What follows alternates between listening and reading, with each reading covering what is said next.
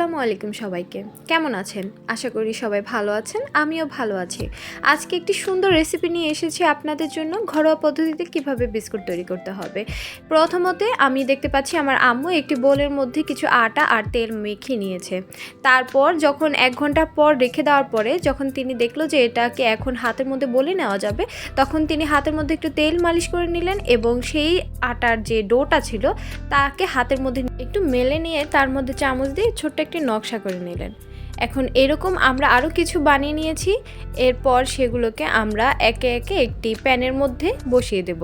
তো প্যানটি কীভাবে তৈরি করতে হবে, আমার আম্মু একটি স্টিলের বোলের মধ্যে কিছু তেল দিয়ে তাকে একটু ভালো করে মেখে নিল, যেন এটার সাথে স্টিক হয়ে লেগে না যায় যে আটার বলগুলো আমরা বানিয়েছি।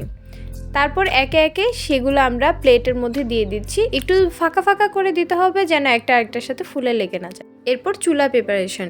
একটি ফ্রাই প্যানের উপরে আম্মু চুলার একটি স্ট্যান্ড বসিয়ে নিয়েছে, তার উপরে যে পিঠাগুলো রেখেছিলাম আমরা একটি বলে স্টিলে বলে সেটা দিয়েছে। এরপর একটু মিডিয়াম আঁচে রেখেই আমরা সেই পিঠাগুলোকে এখন আস্তে আস্তে তাপিয়ে নেব। তা আপনারা দেখতেই পাচ্ছেন কিছুক্ষণের মধ্যেই সেই পিঠাগুলোর উপরে আর নিচে একটু কালার চলে এসেছে, যেটা আমার আম্মু বলেছে প্রায় 1 ঘন্টা থেকে প্রায় 40 মিনিটের কাছাকাছি রেখেছিল। তারপর দেখতে পাচ্ছেন আপনারা অনেক সুন্দর একটা কালার চলে এসেছে বিস্কিটগুলোর উপরে। আপনারা এটা বাসায় অবশ্যই ট্রাই করে দেখবেন। আজকে এই পর্যন্তই, সবাই ভালো থাকবেন।